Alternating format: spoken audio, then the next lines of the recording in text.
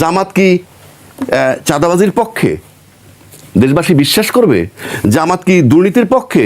দেশবাসী বিশ্বাস করবে? অর্ধেক প্রতিষ্ঠান জামাতের পক্ষে চলে গেছে। বাংলাদেশ ব্যাংকের হিসাব অনুযায়ী ১.৫ বছরে ১০,৩৩৭ জন নতুন কোটিপতির জন্ম হয়েছে। জামাত কি শুধুই নারী বিদ্বেষী? নতুন প্রজন্ম তাদের ভেতরে নতুন করে মুক্তিযুদ্ধের ইতিহাস স্থাপন করা আসলেই কি সম্ভব হবে কিনা জামায়াতের দ্বারা? তখন তিনি বলেছিলেন যে সারা জাতি জামায়াতের বিরুদ্ধে ঐক্যবদ্ধ হয়েছে। আপনার কাছে কি মনে হয় আসলেই কি সারা জাতি জামায়াতের বিরুদ্ধে ঐক্যবদ্ধ হলো কিনা? আচ্ছা, আমি এটা কি করে বলবো? ১ নম্বর। ২ নম্বর আসেন, এই যে ৭১-এর মুক্তিযুদ্ধ, এটা কি কারো ক্ষমতা আছে এই ৭১-এর মুক্তিযুদ্ধকে অস্বীকার করার? আওয়ামী লীগ চলে গেছে মানে মুক্তিযুদ্ধ চলে গেছে। আরে মুক্তিযুদ্ধ রাষ্ট্রের সম্পদ, কোনো ব্যক্তির না। বিএনপি কিন্তু শিফট করে ফেলছে। খালেদা জিয়ার সময় প্রথম আলো তার বিরোধী ছিল, কিন্তু আজকে কিন্তু বিএনপির পক্ষে প্রথম আলো। এটা আপনাকে বুঝতে হবে। এইটা যদি না বোঝেন তাহলে আমার আর কিছু বলার নাই। খালেদা জিয়ার পক্ষে প্রথম আলো থাকলে উনি ক্ষমতা থেকে সরে এরকম তার করুণ মানুষ পার করতে দেন। আরেকটা কথা শেষ করে দিই, এখানে আমি দেখি জামাত নিয়ে আমরা কথা বলি অলওয়েজ। জামাত কি শুধুই নারী বিদ্বেষী? আমি ধরে নিলাম জামাত নারী বিদ্বেষী, যেভাবে উপস্থাপন আমরা করতে চাই নারী বিদ্বেষী। জামাত কি শুধুই নারী বিদ্বেষী? ৫৩ বছর ৫৪ বছর দেশটা স্বাধীন হয়েছে, নিশ্চয়ই জামাত ক্ষমতায় ছিল না। যারা ছিল তারা তো নারী বিদ্বেষী না। কিন্তু এই ৫৪ বছরের মধ্যে একজন নারী প্রধান বিচারপতি আমরা পেয়েছি, একজন পুলিশের আইজিপি পেয়েছি, একজন আর্মি চিফ আমরা পেয়েছি? পাইনি। বরং দায়িত্বশীল নেতার কিংবা ধনী লোকের যারা কন্যা কিংবা স্ত্রী ঘরে বসে রয়েছে। কেন? তাদের যোগ্যতা নাই কাজ করার। বছর আসেনি বলে কি আমরা সামনেও পাবো না? কথা তো সেটা না, আপনি বুঝলেন। আমি আর্গুমেন্ট করতেছি। আমাদের স্পিকার তো নারী ছিলেন। আর স্পিকার নারী ছিলেন, আপনি যদি ওইটা বলেন তাহলে তো ওই প্রধানমন্ত্রীও নারী ছিলেন। কিন্তু বেগম রোকেয়ার ইতিহাস টানেন কেন তাহলে? নারী মুক্তির ব্যাপারে এই ইতিহাসই তো টানতে পারেন। এবং পারিবারিকভাবে হয়েছেন, যিনি প্রধানমন্ত্রী হয়েছেন, মানে টপে গেছেন, তিনি গ্রাসরুট লেভেলে দায়িত্ব পালন করতে করতে কিন্তু এসে হয়েছেন, হননি?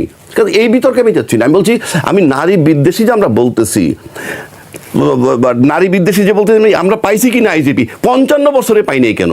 আমার বক্তব্যটা ওখানে।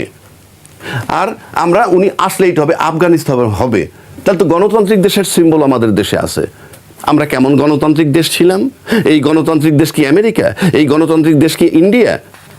যেইভাবে আমরা গণতন্ত্র করেছি, আমরা এখানে বসে এখনই কল্পনা করতেছি আমরা আফগানিস্তান হয়ে যাব। এই যে কল্পনা। আচ্ছা, জামাত কি চাঁদাবাজির পক্ষে? দেশবাসী বিশ্বাস করবে? জামাত কি দুর্নীতির পক্ষে? দেশবাসী বিশ্বাস করবে? জামাত নারী বিদ্বেষী, জামাত কি প্রমাণ করছে? চাঁদাবাজির পক্ষে তো কোনো দলই কথা বলে না। কোথায়? চাঁদাবাজির পক্ষে তো কোনো দল। দুর্নীতির পক্ষে না, না, আমি বলছি জনগণের বিশ্বাস কে পক্ষে বলে আর বিপক্ষে বলে। আমি আপনার একটা জিনিস ক্লিয়ার করে দিই, জামাত বিরোধটা মূলত কোথায়। আমি জামাতের পক্ষে তর্ক করতে চাই, আমরা যেহেতু আলোচনার বিষয় তাই বলতেছি। আমি জামাতের ব্যাপারে সবাই নিশ্চিত কতগুলা জিনিস নিয়ে। ১ নম্বর, দুর্নীতি করতে পারবে না। ২ নম্বর, মানে কি বলে, আমলা হইলেই আপনি গুলশান বনেতে প্লট নিয়ে যাবেন, এইগুলো হবে না। তারপরে আপনার ব্যবসায়ী অলিগার্ক যারা আছে, রাজনীতিবিদদেরকে নিয়ন্ত্রণ করে, এই সমস্ত হাত পড়বে। মিডিয়া সকাল বিকাল যে মতো তার মত মতো পরিবর্তন হয়ে যায়, এখানে হাত পড়বে। এইটাকে সামনে আনতেছে না।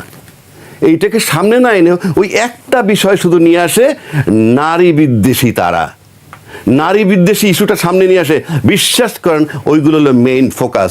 ওইগুলো ওরা জানে যে জামাত আসলে এইটা হবে, ওটাকে সাবসাইড করে খুব সস্তা আলাপ করে। নারী বিদ্বেষী, আমি ইংলিশ প্যান্ট পরে অভ্যস্ত, আমি টি শার্ট পরে অভ্যস্ত, আমার এই পোশাক থাকবে না, একটা জুজুর ভয়। কারণ তার চেয়ে বড় আতঙ্ক হলো ওইখানে। আপনি ভালো করে লক্ষ্য করে দেখেন এই দেশে। মানে আপনি বলতে যাচ্ছেন যে এই যে নারীদের মনে যে ভাবনা সৃষ্টি করা হচ্ছে জামাতের বিরুদ্ধে, সেটি আসলেই জুজুর ভয়। ওটা ঢেকে রাখার জন্য আরো যে কাজগুলা করবে। কেন আমি বলি, ধর্ষণের সেঞ্চুরি হয়নি জাহাঙ্গীরনগর বিশ্ববিদ্যালয়ে, তখন কি দেশে জামাত ছিল ক্ষমতায়? সুবর্ণচরে উলঙ্গ করে মহিলার কাপড়টাকে উলঙ্গ করে তারপর সেই কাপড়টা ঘুরায়নি। তারপরে আপনার এই কি শাপলা চত্বরে যে লোক হত্যা হয়নি, আরো নারী বিদ্বেষী আচরণ বাংলাদেশে হয়নি, তখন কি জামাত ক্ষমতা? আমি একটাই বলছি, ধর্ষণের সেঞ্চুরি যখন করছে তখন কে ক্ষমতায় ছিল? সুতরাং আমি বলছি না আপনি নারী বিদ্বেষী একটা বিষয় আনেন অন্যগুলা চাপা দেওয়ার জন্যে, অন্যগুলা যাতে কেউ কিন্তু আলোচনা করে। তাহলে কি জামাত দুর্নীতি করবে? জামাত চাঁদাবাজি করবে, শুধু নারী বিদ্বেষী জামাত।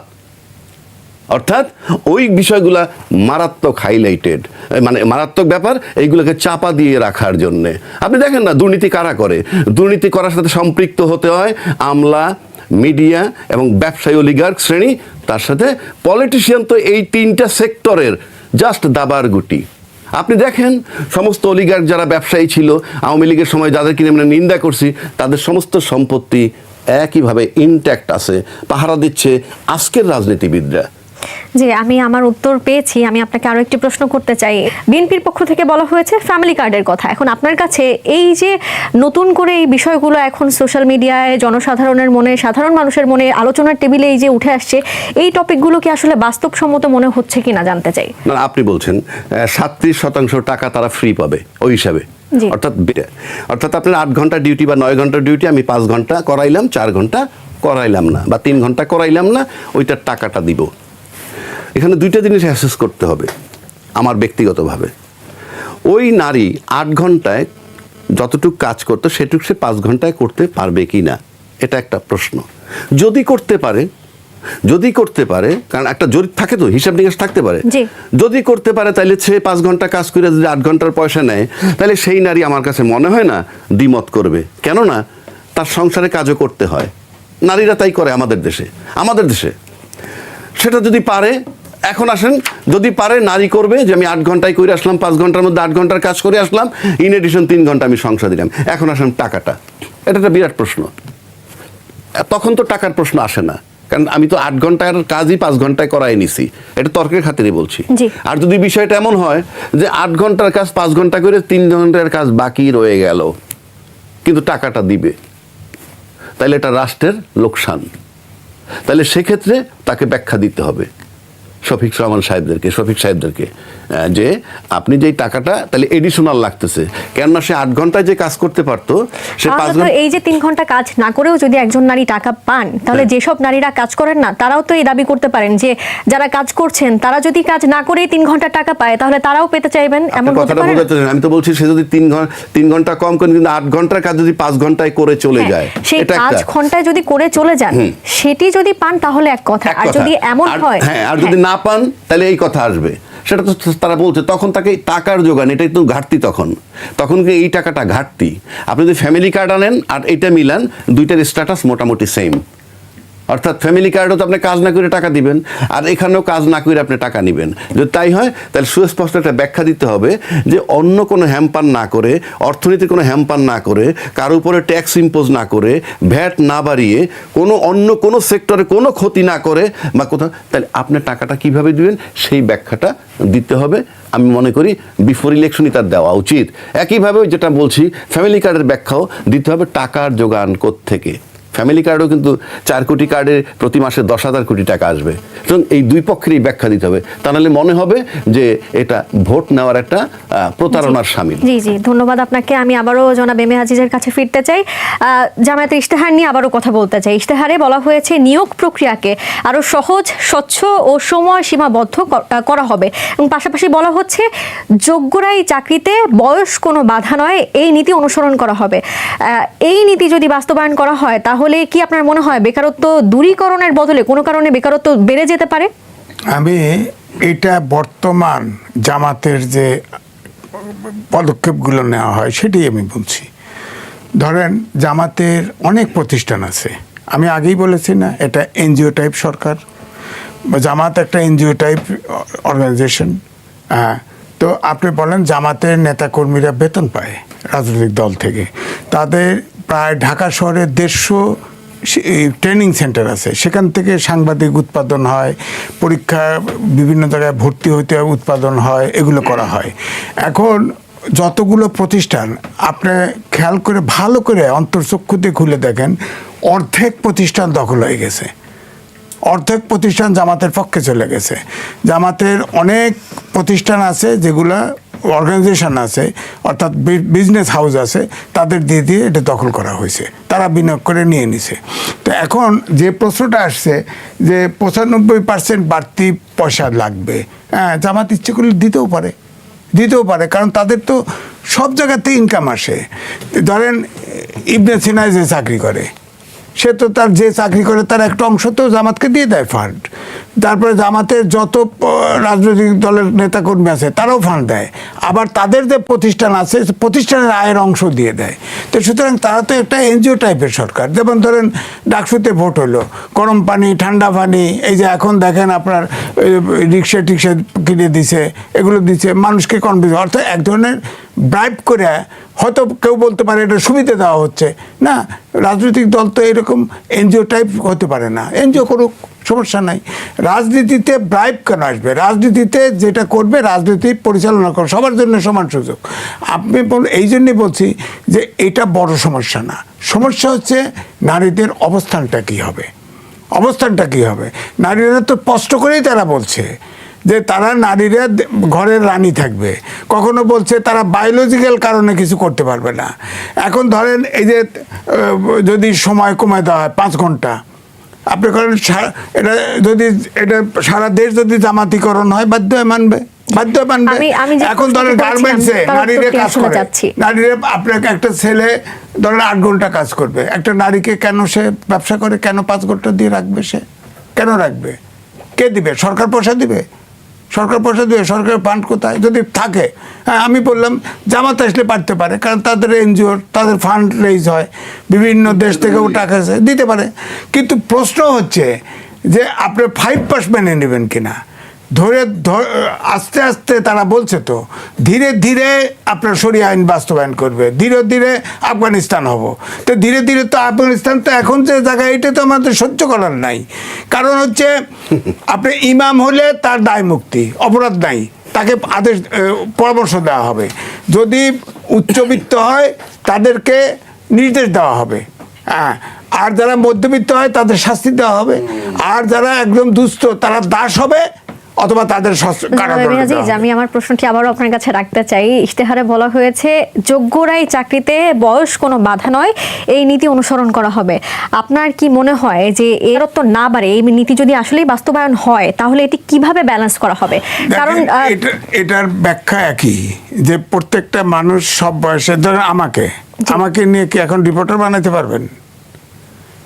আমি তো এডিটর লেভেলের, আমাকে তো এডিটরই দিতে হবে। আমাকে নিয়ে রিপোর্টার বানালে তো হবে না, আমি তো রিপোর্টারের যোগ্য হতে পারি, আমি তো সেই লেগ ওয়ার্ক করতে পারবো এখন।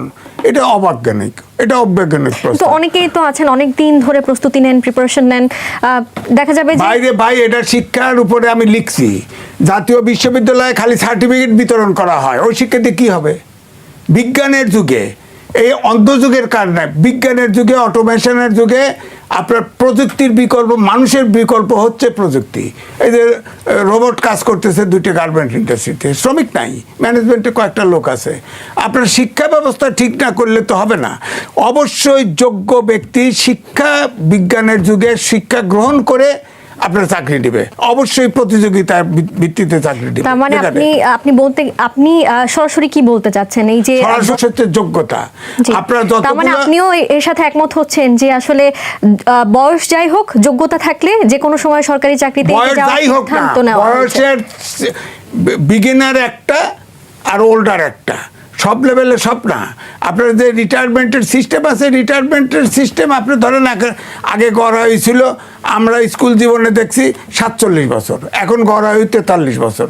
আপনি সেখানে রিটায়ারমেন্ট টাইম বাড়াই দিতে পারেন, যে কর্মক্ষম থাকে মানুষ আরও দিন।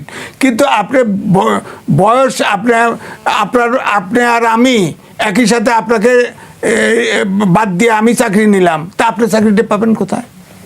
সমাজে তো ভারসাম্য নষ্ট হয়ে যাবে। সমাজে এটা হলো ভোট পাওয়ার জন্য সব এগুলো করা হচ্ছে, এগুলো তো ভারসাম্য থাকবে না। আপনার সবাই প্রত্যেকটা বিষয়ে একটা করে বৈজ্ঞানিক ব্যাখ্যা থাকতে হবে এবং শৃঙ্খলা থাকতে হবে। চাকরি বয়সের যে চাকরি দরকার চাকরি দরকার। এখন ধরেন এই যে ছাত্ররা মন্ত্রী হয়েছে না, সব জায়গায় সমস্যা দেখা দিচ্ছে না। এই সরকার অন্তর্বর্তীকালীন সরকার না, সব বিদেশি সরকার, বিদেশি লোকরা সরকার চালাচ্ছে না, পারছে? 17 বছরের সরকারটা এই দেশটাকে রাইট লাইনে নিতে পারে নাই তো। এই ইলেকশন নিয়েও নানান কথা, ইলেকশন করতে পারে কিনা ঠিক নাই। রাইট ম্যান রাইট প্লেসে থাকতে হবে। আবার আপনার কাছে আসবো, ধন্যবাদ। আমি এবার যেতে চাই রাজিকুজ্জামান রতনের কাছে। আপনাকে একটি তথ্য দিতে চাই। পৃথিবীর ইতিহাসে সবচেয়ে হাস্যকর গণভোট হতে যাচ্ছে বলে মন্তব্য করেছেন সংবিধান বিশেষজ্ঞ ডক্টর শাহদিন মালিক। আপনি কি তার সাথে একমত কিনা? এবারের যেই গণভোট হবে সেটি সবচেয়ে হাস্যকর গণভোট হবে। হ্যাঁ, এটার আগে একটু কথা বলে নিতে চাই। জামাতে ইসলাম তারা তো তাদের দলের ইশতেহার প্রকাশ করেছে, আমাদেরকে আপনারা তার সম্পর্কে আলোচনা করতে বলেছেন, ফলে সেই আলোচনাটা করাটা আমাদের জন্য খুব জটিল। তারপরে বলবো তারা যেটা বলেছেন, তিনি কিন্তু আরো একটি মন্তব্য করেছেন, আমি একটু বলি। 12 ফেব্রুয়ারির সংসদ নির্বাচনের কথা যেটি তিনি বলছেন, তিনি বলেছেন এটি আসলে একটি স্থানীয় নির্বাচনের মতো হতে যাচ্ছে। জামাতের আমির বলেছেন যে আমাদের ইশতেহার হলো না, আমি আগেরটা শেষ করি। জি, জামাতের আমির বলেছেন যে আমাদের ইশতেহার হলো জনবান্ধব, ব্যবসা বান্ধব, শান্তি বান্ধব ও শৃঙ্খলা বান্ধব। আমরা বেসরকারি ব্যবসাকে বেশি উৎসাহিত করতে চাই, যেখানে শিল্প মালিকরা হবেন দেশের আইকন, তাদের আমরা শিশুর মতো যত্ন নেব। তার মানে এটা পরিষ্কার যে একটা পুঁজিবাদী অর্থনৈতিক কাঠামোকেই তারা প্রমোট করছেন, হ্যাঁ, ইন দ্য নেম অফ যাই হোক, ইসলাম হোক অথবা যাই হোক। তো এখন আমরা পরের আলোচনাটায় আসি, যে একটা গণভোট হচ্ছে, গণভোটের প্রশ্নটা হতে হবে সহজ, উত্তরটা হতে হবে এক কথায়। কিন্তু আমাদের প্রশ্নটা হয়ে গেছে জটিল আর উত্তরটা হয়ে যাচ্ছে অসম্ভব।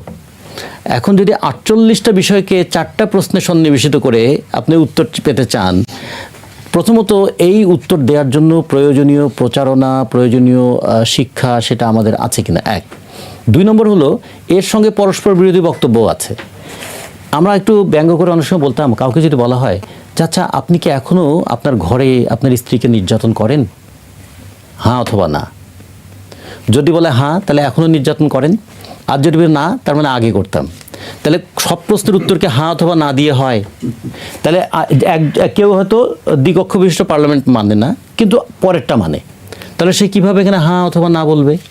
তাহলে এই যে গণভোটের নামে একটা এমন একটা জটিল প্রশ্ন করে কুটিল মনোভাবের প্রকাশ ঘটালেন, যে এটা যে হ্যাঁ ভোট দেবে সেও নিজের সঙ্গে প্রতারণা করবে, আর যে না ভোট দেবে সে আবার জুলাই অভ্যুত্থানটাকে মানতে চাইবে না।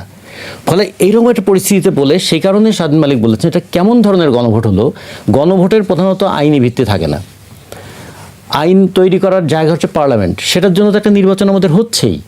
তাহলে গণভোট এবং এটা একসঙ্গে করে প্রথমত একটা জটিলতা তৈরি করা হয়েছে, দ্বিতীয়ত মানুষকে গণভোটের নামে গণবিড়ম্বনার মধ্যে ফেলে দেওয়া হয়েছে, 3 নম্বর প্রত্যেকটা মানুষকে সেলফ ডিসেপশনে বাধ্য করা হচ্ছে যে আমি যা মনে করি না সেটাই আমি বলবো।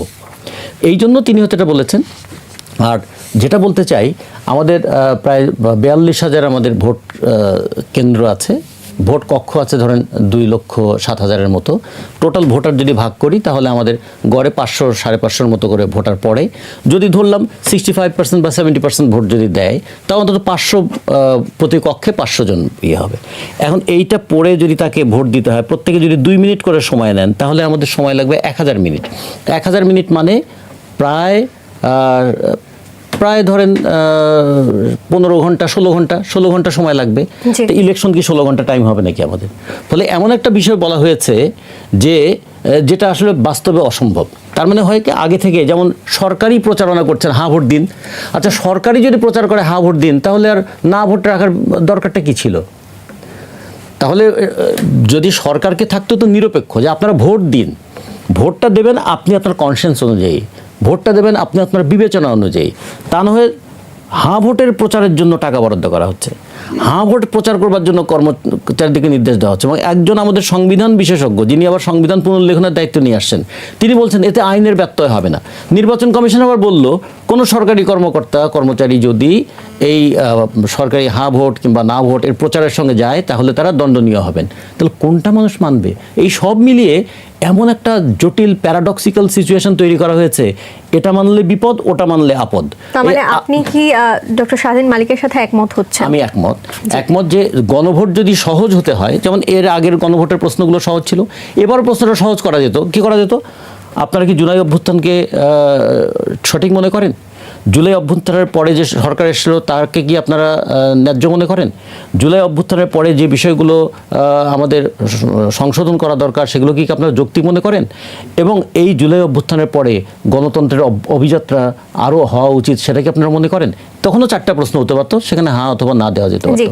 কিন্তু যে প্রশ্নটা করা হলো, এখন ধরুন আমি যদি পড়ি, আমার অত জ্ঞান বুদ্ধি নাই, কিন্তু আমি যদি পড়ি, আমার কাছে মনে হচ্ছে এটা জটিল, মানে একটা সমস্যার মধ্যে পড়ে গেলাম, এটা কোনটাতে হ্যাঁ বলবো আর কোনটাতে আমি না বলবো।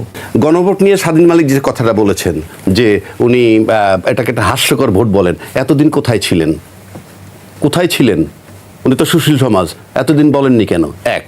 দুই, সমস্ত রাজনীতিবিদরা দফায় দফায় 8 মাস আলোচনা করছে, তারা কি বুঝলো না? তারা বুঝলো না কেন যে গণভোটটা হাস্যকর? এটা তারা বুঝে নাই কেন? আবার জামাত বলছে আগে হবে, এরা বলছে একই দিনে হবে। ইউনূস সাহেব তো বিএনপির গুরুত্বই দিল যে একই দিনে নির্বাচন এবং গণভোট। কোথায় ছিলেন রাজনীতিবিদরা? এরা বুঝে না হাস্যকর। আর একটা কথা বলে জনগণ হানা এতগুলো জিনিস বুঝে না। জনগণ কিছুই বুঝে না। কেন বুঝে না? জনগণ কি বাংলাদেশি জাতীয়তাবাদ বুঝে? আমি চ্যালেঞ্জ করে দিলাম। জনগণ কি বাঙালি জাতীয়তাবাদ বুঝে? বা জনগণ সংবিধান বুঝে? কারণ জনগণ গণভোট বোঝে? যদি এইগুলিতে থাকে, বুঝে না, কিছুই বোঝে না। দেশ চলছে না। কারণ আপনার দায়িত্বশীল নেতা যখন বলেন কোনো দায়িত্বশীল নেতা যখন বলেন কোনো ব্যক্তি দেখে নয়, মার্কা দেখে ভোট দিবেন।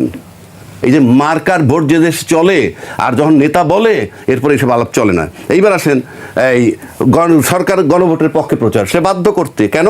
ওনারা নিজের ম্যান্ডেট নিজে নিছেন যে আমি কি করব, সংস্কার, বিচার এবং তারপরে আপনার নির্বাচন। এটা তো ওনার বক্তব্য, তো উনি এটাকে এস্টাবলিশ করবে না? অফকোর্স আপনার ইচ্ছা আছে তো আপনি দিলে দিবেন, না দিলে না দিবেন। এইবার আসেন পা ধরে থাকবেন। এই যে পা ধরে থাকবেন কথাটা বলছে, এটা আমার কাছে মনে হয়, আমি জানি না উনি কেন বলছেন পা ধরে থাকবেন। হয়তো বলতে বুঝেইছেন আগের সরকার যেমন করে তা না, আমরা জনগণের পাশে পাশে পাশে পাশে থাকবো, এরকম একটা প্রতীকী শব্দ হয়তো বলছেন। আমি এটা নেগেটিভ নিচ্ছি না, কিন্তু এই যে নিবেন তার সিমটম আমাকে পেতে হবে। আজকে পর্যন্ত আমরা জানতে পারলাম না what is the plan after taking over, কি করবেন তার প্ল্যান। আর যেগুলা পাইছি এগুলা বাস্তবসম্মত নয় একটাও। জি, আরো একটি প্রশ্ন রয়েছে। দেশে রাজনীতি টিকিয়ে রাখতে আওয়ামী লীগের পুনর্বাসন চেয়ে ফেসবুকে পোস্ট দিয়েছেন সিলেট জেলা বিএনপির নেতা মোহাম্মদ আকবর হোসাইন। তিনি বলেছেন আওয়ামী লীগ ছাড়া নির্বাচন জমে উঠছে না। আপনার কাছে কি মনে হয় তিনি এ ধরনের কথা কেন বলছেন, এবং এ ধরনের কথা আরো অনেকেই বলছেন, তারা কেন বলছেন? সেজন্যই আপনার আরো একজনে বলছে এরকম, আমি নামটা মনে নাই, সে বলছে যে বিএনপি যদি ক্ষমতায় যায় তাহলে অল্প সময়ের মধ্যে একটা মধ্যবর্তী নির্বাচন করবে, ইনক্লুসিভ নির্বাচন, সেটাও বলেছে। তা আমার কাছে মনে হয় বিএনপি ক্ষমতায় যাওয়া আপাতত যেটা দেখতেছি সমস্ত বয়ানে মনে হচ্ছে যে আওয়ামী লীগ বিরোধী একটা শক্তি হইল অন্যতম এনসিপি, আর জামাত তো আছেই তাদের একটা প্রতীকী তাদের বিরোধী, নাইলে এদেরকে নিয়েও তারা কোলে তুলে রাখছে অনেক সময়। তো এই যে এনসিপি তাদের সবচেয়ে বিরোধী শক্তি আওয়ামী লীগের, সেই হিসাবে আওয়ামী লীগকে তাড়াইছে। তাতে এনসিপি সবার বন্ধু হওয়ার কথা ছিল, অন্যান্য দলের তারা বন্ধু হয় নাই। এখন আওয়ামী লীগের পক্ষে, ফ্যাসিজমের পক্ষে যারা কথা বলবে, এটা ন্যাচারালি এতে বোঝা যায় যে এই যাদের পক্ষে বলতেছে তারা ক্ষমতা আসলে আওয়ামী লীগ পুনর্বাসিত হবে এবং আওয়ামী লীগের বিরুদ্ধে যে সমস্ত মামলা দণ্ডটণ্ড হয়েছে আমার ধারণা সেগুলা কার্যকর হবে না। জি, অন্তর্বর্তী সরকারের শেষ সময়ে এসে আমরা দেখতে পাচ্ছি নানান রকমের চুক্তির হিড়িক। আপনার কি মনে হয় এই যে শেষ সময়ে এসে অন্তর্বর্তী সরকার নানাবিধ চুক্তি করছে, এতে কি দেশকে কোনো জালে বেঁধে ফেলা হচ্ছে কিনা সেটি জানতে চাই। এবং আপনার যদি মনে হয় যে না অন্তর্বর্তী সরকার যেটি করছে সেটি ভালোর জন্য করছে, তাহলে সেটি কেন ভালোর জন্য মনে হচ্ছে আমাদের জানাবেন। ইলেকশন 7 দিন পরে, এখন গোপন চুক্তি, অনেক প্রতিষ্ঠান, অনেক প্রজেক্ট, এগুলো এটার দেখেই মনে হয় যে ইলেকশন হয়তো ঠিক সময় হবে না। এটা সম্পর্কে অনেক কথা আছে, কারণ ইলেকশনে দেখেন গণপরিষদ, আমি মনে করি গণভোট এটা আইনগতভাবে অবৈধ, অবৈধ অবৈধ। এবং ওখানে গণপরিষদের যে গণপরিষদ কি জুলাই সনদ যেটা বলা হয়েছে, সেখানে বলা হয়েছে এই গণপরিষদ এবং গণভোটের যে রেজাল্ট একই সাথে সংস্কার করা হবে এবং এটা সংসদে যাইতে লাগবে না, এবং এটার সময় লাগবে 180 ওয়ার্কিং ডেজ, অর্থাৎ প্রায় 7 মাস। এরপরে 1 মাস পরে আপনার সংসদ হবে, ওত নেবে।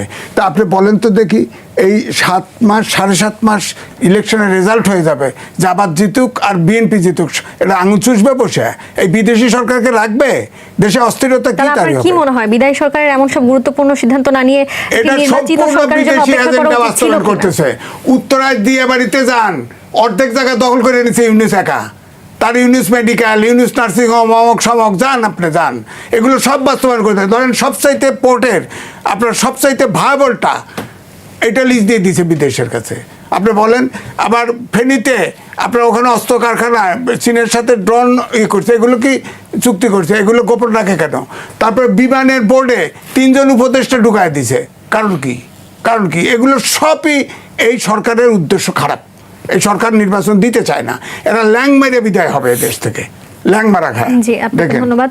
আমি জনাব রাজিকুজ্জামান রতনের কাছে একটু যেতে চাই, আপনার কাছে একই প্রশ্ন রাখতে চাই। এই যে এত চুক্তি দেখতে পাচ্ছি, এত সিদ্ধান্ত দেখতে পাচ্ছি, এটি এই সরকার না নিয়ে পরবর্তী সরকারের জন্য অপেক্ষা করা যেত কিনা?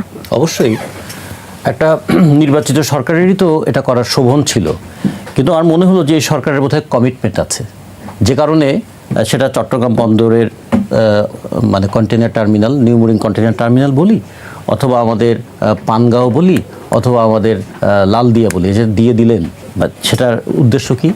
35 সালে বিমান আমি পাবো, তার জন্য এখনই চুক্তি করার দরকারটা কি? আর আমাদের কি এই সময় সামরিক যুদ্ধ মানে হেলিকপ্টার বেশি দরকার, না আমাদের চিকিৎসা, শিক্ষা, আমাদের কর্মসংস্থানের জন্য বিনিয়োগটা বেশি দরকার?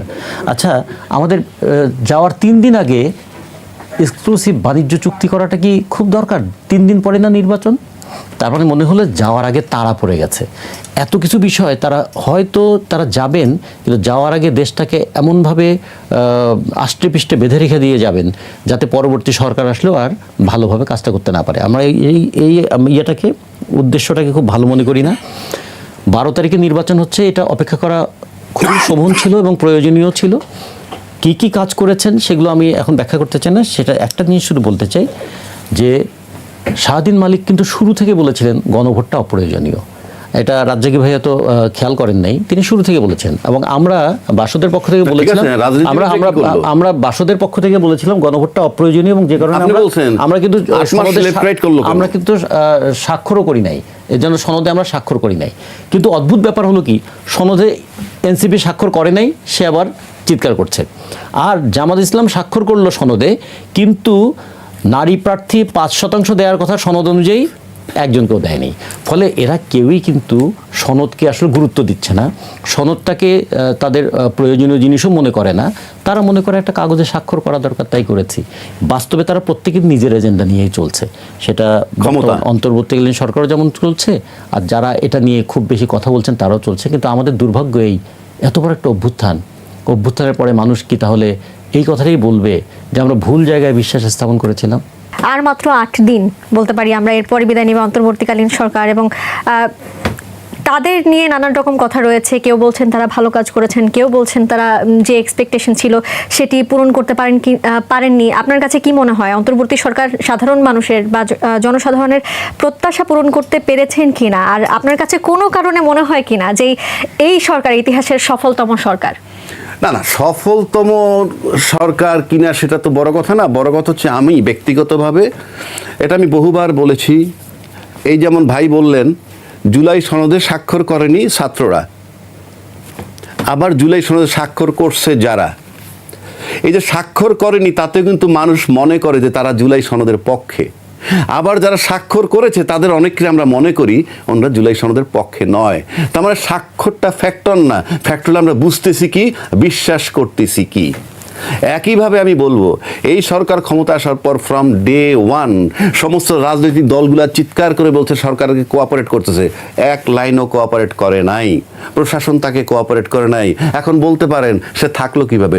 শুধুমাত্র থাকছে তাকে টাচ করতে পারে নাই বিধায়। সেটা কেন পারে নাই সেটা তারা জানে, কারণ নাহলে আমি ফ্রম ডে 1 এমন কোনো টক শো নাই যেখানে হাতে গোনা 2-1 ছাড়া তাদের ব্যর্থতা দেখে নাই।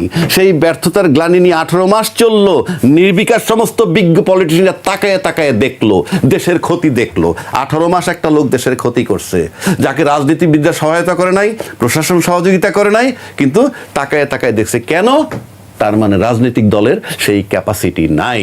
রাজনৈতিক দল 3টা সেক্টরের কাছে বন্দী। আবারও বলছি, মিডিয়া, আমলা এবং বিজনেস অলিগার্ক যারা আছে, এবং এদের কাছে রাজনীতিবিদরা জিম্মি, এবং এরা সরকারকে কিছু করতে পারেনি বিধায় রাজনীতিবিদরা নীরবে সহ্য করছে। উনি বলছে, স্বাধীন মালিক বলছে আমরাও অনেক কিছু আমরাও বলছি, বললে কি হবে? সরকার যেটা করা সেটাই করছে, কারণ সরকারকে পেঁচায় ধরতে পারে না। বলা কথাগুলো পরিবর্তন হয়, হ্যাঁ, সময়ের সাথে বলা কথাগুলোর পরিবর্তন হয়, সময়ের সাথে আপনাকে সিদ্ধান্ত নিতে। এই যে সময়ের সাথে সিদ্ধান্ত, 24 তারিখে যে আন্দোলনটা হইলো, সেই আন্দোলনের পর আপনি লক্ষ্য করে দেখেন তো, আপনি কি 2029-এর আগে নির্বাচন পাওয়ার কথা শেখ হাসিনা যদি না যাইতো? আজকে যারা ক্ষমতা যাওয়ার জন্য মরিয়া কল্পনাই তো করতে পারে নাই, যারা এখানে বসে এখন নির্বাচনের দাবি করতেছেন জোরালো করে, তারা তো বহুজন ছিলেনই না। আজকে যদি শেখ হাসিনা না থাকতো অনেকে যারা আসছেন তারা এখনো আসতে পারতেন না, আসতে না পারলে নির্বাচন চাইতে পারতেন না। সেগুলো তো বিবেচনায় নিতে হবে। আমরা কি করেছি, দেশবাসী কি করেছে, রাজনীতিবিদরা কি করেছে, আপনি আমি বললে হবে না। প্রত্যেকটা ব্যক্তি সে নিজে কি রোল প্লে করছে সে তা জানে। সুতরাং কেউই কিন্তু স্বচ্ছ নয়। এবং মরিয়া ধারণা ছিল কি ইউনূস সরকার আসার পরে ৩-৪ মাসের মধ্যে তাকে ফেলে দিবে এবং বাধ্য হবে নির্বাচন। সে যে আস্তে আস্তে 18 মাস পর্যন্ত যাবে এটা কেউ কল্পনা করেনি। এখনো চিন্তা করে যদি কোনো কারণে ইউনূস সাহেব চলে যায়, বিশ্রী অবস্থা হয় দেশের, কথার কথা বলছি, যদি কোনো ক্ষেত্রে সে নির্বাচন দিতেও ব্যর্থ হয়, যদি চলে যায়, তাহলে যাদের স্বপ্ন নির্বাচন করে ক্ষমতায় যাবে সেখানে বুমেরাং হয়ে যাবে। এখনো মানে এটা বলে মানে কোনোভাবে তাল তোল মিলে নির্বাচনটা হয়ে যাক, ক্ষমতায় যাব, এই হইল স্বপ্ন। রাষ্ট্রের স্বপ্ন নাই, তাহলে রাজনীতিবিদদের সন্তান নাতিরা 90% দেশের বাইরে থাকতো না, তাহলে তারা দেশে থাকতো। দেশটাকে আপনারা গড়তে পারেন নাই যেখানে আপনার সন্তান এবং আপনার নাতিরা বসবাস করতে পারে। এটা রাজনীতিবিদরা তৈরি করতে পারেননি বিধায় তাদের সন্তান নাতিরা বাইরে থাকে। এখন আবার কারো আত্মীয়স্বজন একজন এসে চিবিয়ে কথা বলছেন, ব্যাড টাইম হলে আবার চলে যাবেন, because they are settled abroad. আরো একটি প্রশ্ন রাখতে চাই যে ভোটের কিন্তু আর খুব বেশি দিন সময় নেই, কিন্তু এই সময় এসে বেশ অনেক সাংবাদিক রয়েছেন যারা এছাড়াও রাজনৈতিক দল রয়েছেন, রাজনৈতিক বিশ্লেষকরা রয়েছেন, কিছু আমি বলছি সবাই নয়, তারা গণভোট, সংসদ নির্বাচন এই দুটি নিয়েই অনিশ্চয়তা প্রকাশ করছেন, আশঙ্কা প্রকাশ করছেন এবং অন্তর্বর্তী সরকারের যে নিরপেক্ষতা সেটি নিয়ে প্রশ্ন রয়েছে তাদের মনে, তারা সন্দেহ প্রকাশ করছেন। আপনার কাছে কি মনে হয় এই যে তারা উদ্বিগ্ন বা তাদের মনে এত প্রশ্ন, এটি কেন? থাকতে পারে এই কারণে আমি তো বললামই শুরুতে যে লোকটাকে আমরা কি বলে সুদখোর বলছি, এনজিও সরকার বলছি, টকশোতে অথর্ব বলা হয়েছে, যারা বলছে I hate them like any. আপনি অথর্ব বলতে পারেন না একটা লোকরে। আপনি ইউনূস সাহেব চলে যাক, সাথে সাথে বাক স্বাধীনতা চলে যাবে। অন্তত কোনো রাজনৈতিক নেতার টপের নেতাদের কোনো সমালোচনা আপনারা করতে পারবেন না। তো এখন এই যে আপনি যেটা বললেন ইউনূস সাহেবরে বলতে পারছে সবাই, এবং এই বলতে পারতেছে কেন, ইউনূস সাহেব বলে বলতে পারছেন। তারপর প্রশ্নটা আমি হারাই ফেলাইছি, আপনি কি বললেন জানি ফাঁকে কি প্রশ্ন করলেন? কেন উদ্বিগ্ন তারা? উদ্বিগ্ন এই কারণে যাকে মনে করছিলাম 3 মাসে ফেলে দিব কিংবা সে চলে যেতে বাধ্য হবে, সে একেবারে এমন ভাবে ঘুরাইছে, কি সুন্দর খেলা। প্রতিদিন সকালে উঠে সবাই যায় কোথায়? তারা কিন্তু এটিও বলছে যে নির্বাচন নাও হতে পারে, তাদের মনে আমি সেটাই বলছি, প্রতিদিন সকালে উঠে সংস্কার কমিশনে যায়, দেশের সংস্কার করবে। কয়টা লোকে? 30টা দলের 60 জনে। এবং ইউনূস সাহেব সেটা দেখাইছেন 8 মাস করে, ফাইনালি গণভোটে আসলো, আবার ফাইনালি সরকারকে দায়িত্ব দিল। 18 মাসেও যখন নড়ছেন না, তখন তাদের নানান সন্দেহ হইতেও পারে। সুতরাং সে কারণে তারা চিন্তিত, সন্দিহান, যে যাকে 3 মাসে চলে যাওয়ার কথা আজকে চলতেছে, এখনো কেউ কিছু বলতে পারতেছে না। তার সামনে গিয়ে সবাই নার্ভাস, তার সামনে গিয়ে কেউ কিছু বলতে পারে না। এবং ইউনূস সাহেব বলছেন অনেকবার, কেন বলতে পারে না? এটা তাদের ব্যর্থতা, আর তাদের ব্যর্থতা, তারা বলতে পারে না।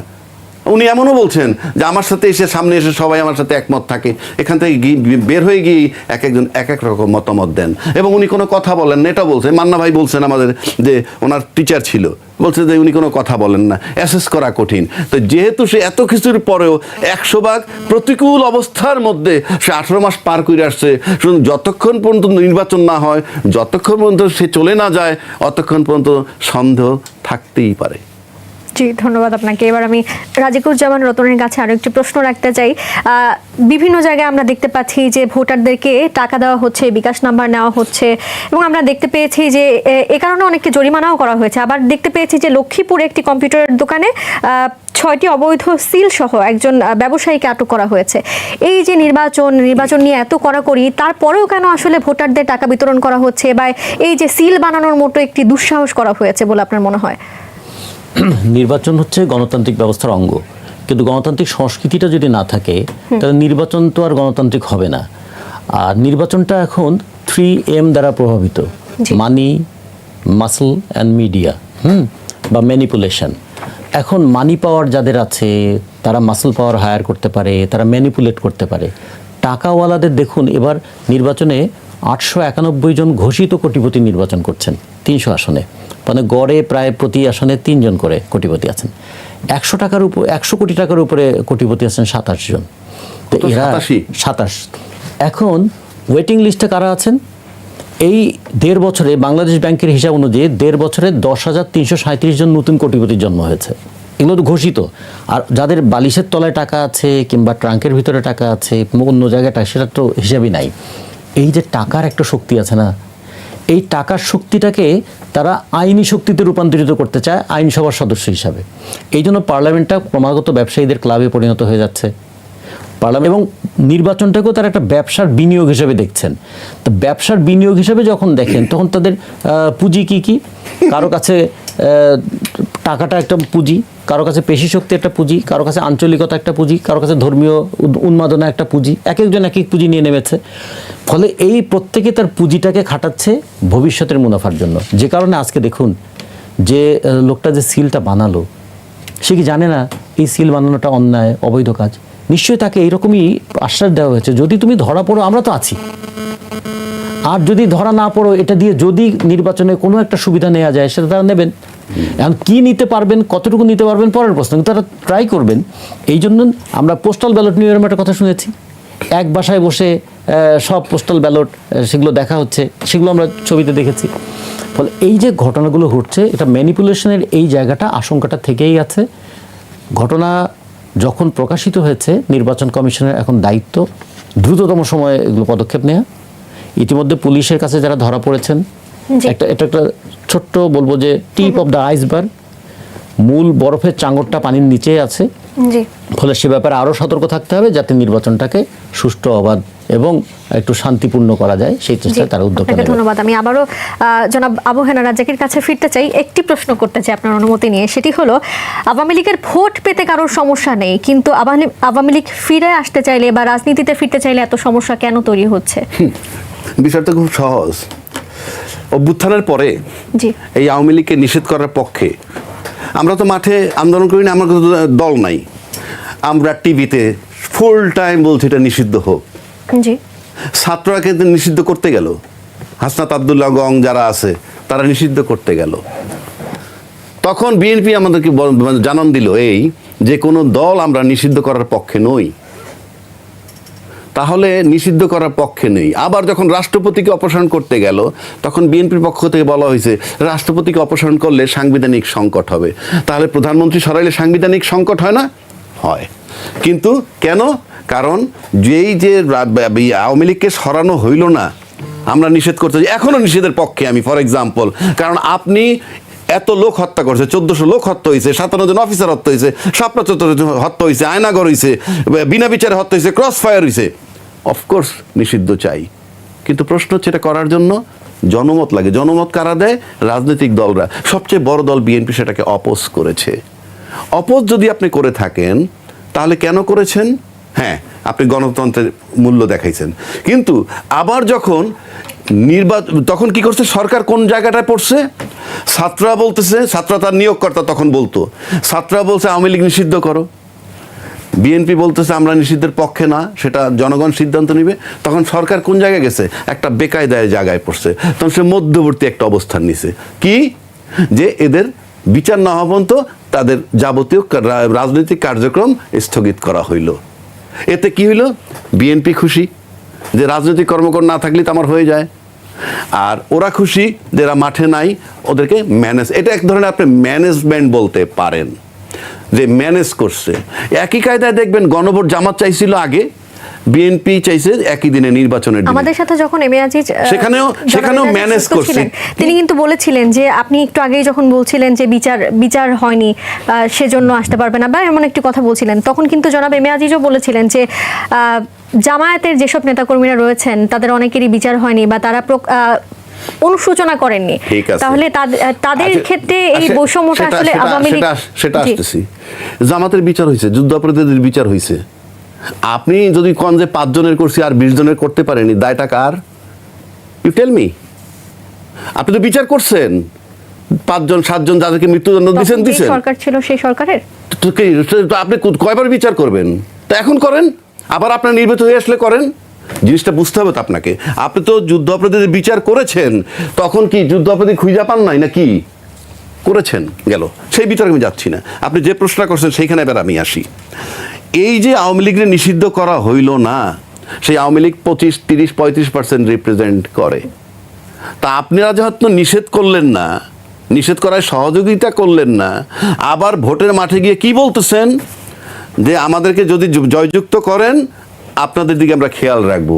তার মানে ফেসিজমের শক্তির পক্ষে আপনি খেয়াল রাখবেন, ফেসিজমের লোকের। আমি এখানে আপনাকে একটু তথ্য দিতে চাই। হ্যাঁ। ইশতেহার মোড়ক উন্মোচন অনুষ্ঠান যেটি ছিল জামায়াতের, সেখানে দলের আমির জানিয়েছেন যে প্রতিশোধের রাজনীতিতে বিশ্বাস করি না, সবাইকে ক্ষমা করে দিলাম। এতে রাজনৈতিক বিশ্লেষক যারা রয়েছেন তারা বলছেন যে আওয়ামী লীগের নেতাকর্মীদের সাধারণ ক্ষমতায় আনার যে ইঙ্গিত সেটি দেওয়া হয়েছে। বেশ ভালো ভালো, আমি সেটাও বলছি। এই কথা আপনি তো এখন ইশতেহারে বলছেন। জামাত বলছে এটা যখন ওই অভ্যুত্থানের পর মাস দুয়েকের মধ্যেই উনি বলছেন যে আমরা প্রতিহিংসার রাজনীতি করি না।